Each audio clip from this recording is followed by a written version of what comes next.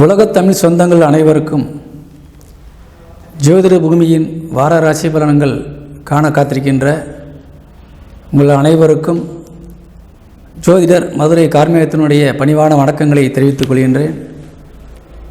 இந்த வாரம் 7ஆம் தேதி 7/2/2025 தை மாதம் 25ஆம் தேதி வெள்ளிக்கிழமை முதல் 13/2/2025 மாசி மாதம் 1ஆம் தேதி வியாழக்கிழமை வரை உள்ள ராசி பலன்களை இப்பொழுது காணலாம். இந்த வாரம் உங்களுக்கு மிகவும் நல்ல செய்தியை முன்பாக கூற இருக்கின்றேன். அது என்னவென்றால், இது நாள் வரை பல மாதங்களாக அனைத்து ராசிக்காரர்களுக்குமே மிகவும் வேதனை இருந்து கொண்டிருக்கின்ற ஒரு கிரகமான குரு பகவான் இந்த வாரம் 11ஆம் தேதி அன்று மாலை 5:50க்கு வக்கர நிவர்த்தி அடைகின்றார். இந்த குரு பகவானுடைய வக்கரத்தினால் எவ்வளவு பாதிப்புகளை நீங்கள் அனைத்து ராசிக்காரர்கள் ஒவ்வொரு விதத்திலுமே நீங்கள் அனுபவித்திருப்பீர்கள். இப்பொழுது இந்த வக்கர நிவர்த்தி ஆன பின்பு அனைத்து ராசிக்காரர்களுக்குமே எதிர்பார்த்தது அனைத்துமே கைகூடக்கூடிய ஒரு அற்புதமான நிகழ்வுகள் நடக்கப் போகின்றது. அது இந்த வாரம் முதல் ஆரம்பம் ஆகின்றது. அதனால் இந்த வாரம் உங்களுக்கு மிகவும் அற்புதமான வாரமாக விளங்கப் போகின்றது. கும்பராசி நேயர்களுக்கு இந்த வாரத்தினுடைய ராசி பலன்களை காண இருக்கின்றோம். கும்பராசிக்கு அதிபதி சனி பகவான் உங்கள் ராசியிலேயே இப்போது அமர்ந்திருக்கின்றார். ஏழரை சனி காலங்களிலே ஜென்ம சனி காலம் இது. இந்த சுற்று என்பது முதல் சுற்றாக இருப்பவர்களுக்கு சில நேரங்களிலே மன உளைச்சலையும் கஷ்டங்களையும் தரலாம். இரண்டாம் சுற்றாக இருப்பவர்களுக்கு ஏதாவது ஒரு வகையிலே வாழ்க்கையிலே முன்னேறுவதற்கு ஒரு நல்ல படியை ஏற்படுத்தி தரலாம்.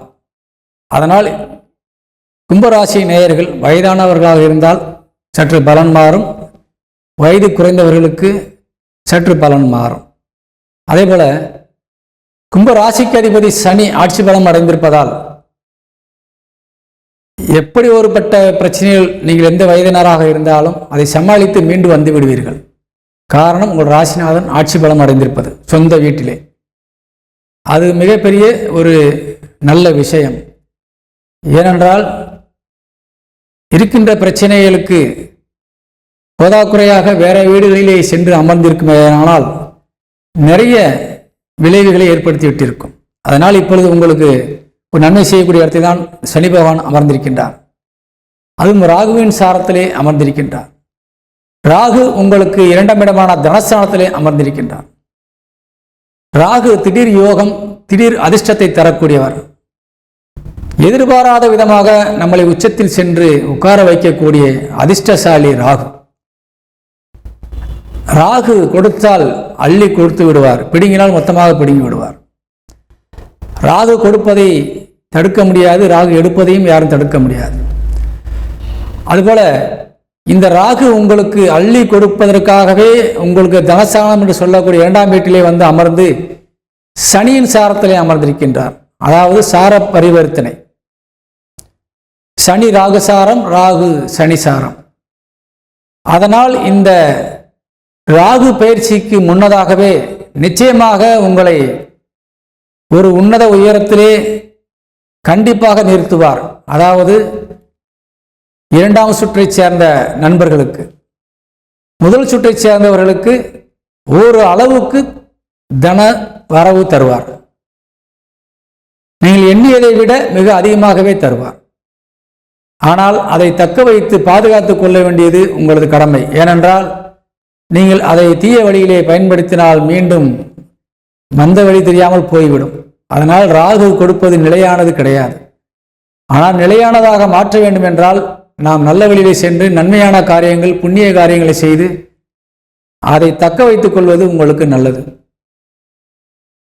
2 குடையவன் தனஸ்தானாதிபதி என்று சொல்லக்கூடிய குரு வக்கரகதியிலே இப்பொழுது 4ஆம் இடத்தில் அமர்ந்திருக்கின்றார்.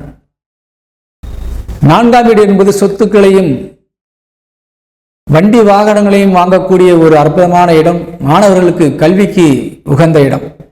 அப்படிப்பட்ட இடத்திலே வாக்குஸ்தானாதிபதி அமர்ந்து வக்கரகதியில் இருப்பது சில பிரச்சனைகளை கல்வியில் மாணவர்களுக்கும் ஏற்படுத்தும். வண்டி வாகனங்கள் வாங்கும்போது கவனக்குறைவினால் நீங்கள் பண விரயத்தையும் ஏற்படுத்தக்கூடிய சூழ்நிலை உருவாகும். சொத்துக்கள் வாங்கும் போதும் விற்கும் போதும் கவனம் தேவை. குறிப்பாக விற்பவர்கள் அவசரப்பட்டு விற்றுவிட்டோமோ என்ற ஒரு நிலையை எண்ண தோன்றும்.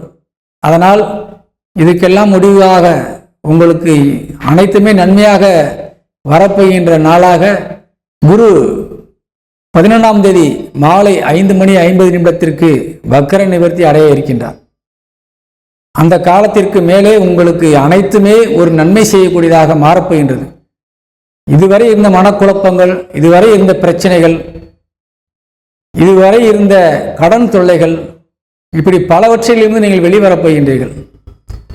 12ஆம் தேதி முதல் உங்களுக்கு யோக பலம் காத்திருக்கின்றது. காரணம், உங்கள் தொழில் சாணாதிபதி செவ்வாய் 10 குடையவன். தொழில் நடந்தால்தான் உங்களுக்கு வருமானங்கள் வரும். அந்த தொழிலுக்கு அதிபதியாக வழங்கக்கூடிய செவ்வாய் வக்கரகதியிலே சென்று 5ஆம் இடத்திலே அமர்ந்திருக்கின்றார் குரு சாரம் பெற்று. அப்பொழுது நீங்கள் தொழிலிலே நீங்கள் எதிர்பார்த்த அளவிற்கு நீங்கள் வருமானங்களை பெற முடியாது. அப்படியே வந்தாலும் அது நிலையாக நிற்காது. உடனடியாக அது கரைந்து போகக்கூடிய வாய்ப்பு தான் இருக்கின்றது. அதனால் இந்த செவ்வாய் வக்கர நிவர்த்தி அடைவதற்கு இன்னும் 2 வார காலங்கள் இருக்கின்றது. இருப்பினும் குரு வக்கர நிவர்த்தி அடைந்து விட்டாலே செவ்வாய் குளிர்ச்சி அடைந்து விடுவார். காரணம், செவ்வாய் குருவினுடைய நட்சத்திர காலிலே இந்த வாரம் முழுவதும் அமர்ந்திருக்கின்றார். அதனால் குரு உங்களுக்கு மிக மிக ஒரு அற்புதமான நிலையை ஏற்படுத்தி தரப்போகின்றார். காரணம், உங்கள் தொழில் சாணத்தை குரு பார்த்து கொண்டிருக்கின்றார். இப்பொழுது வக்கரகதியிலே பார்க்கின்றார். வக்கரகதியிலே பார்க்கின்ற போது இருக்கின்ற வேலையை தக்க வைப்பதே கடினம். அதே போன்று புதிய வேலைகளை நீங்கள் எதிர்பார்த்து காத்திருந்தால் அது இப்பொழுது கிடைக்காது. 12ஆம் தேதிக்கு மேலே தான் கிடைக்கும். அதனால் நீங்கள் எதிர்பார்த்தது நடக்கவில்லை என்ற வேதனையை நீங்கள் கைவிட்டு அந்த 12ஆம் தேதி வரை காத்திருந்து பொறுமை காப்பது நல்லது. அதுபோல யாருக்கும் வாக்குறுதி கொடுப்பதை நீங்கள் தவிர்ப்பது நல்லது 12ஆம் தேதி வரை. ஏனென்றால் உங்களால் செயல்படுத்த முடியாது. குடும்பத்திலும் பல பிரச்சனைகள் நிலவிக் கொண்டிருக்கின்றது. உங்கள் தாயாருக்கும் உடல் நலத்திலே பல குறைகள் ஏற்பட்டிருக்கின்றது. மனவேதனையில் இருக்கின்றார்கள். இவை அனைத்துமே 12ஆம் தேதிக்கு மேலே தானாக சரியாகக்கூடிய வாய்ப்பு இருக்கின்றது. 12ஆம் தேதிக்கு முன்பாக சிலருக்கு தாயார் மூலியமாக வீண் செலவுகள் வரக்கூடிய வாய்ப்பும் இருக்கின்றது. அதே போல 5ஆம் வீட்டிலே செவ்வாய் வக்கரகதியிலே இருக்கின்றார். முன்னோர்களுக்குரிய வீடு. உங்கள் முன்னோர்கள் பெரியவர்கள் வீட்டில் இருந்தாலும் அவர்களுக்கும் பிரச்சனைகள் இருந்து கொண்டிருக்கின்றது. அவர்களுக்கும் நீங்கள் வீண் செலவுகள் செய்யக்கூடிய ஒரு நேரமாக விளங்கிக் கொண்டிருக்கின்றது. அதனால் இந்த 12ஆம் தேதி வரை நீங்கள் பொறுமை காக்க வேண்டும். பணத்தை வீண் விரயம் செய்துவிடக்கூடாது.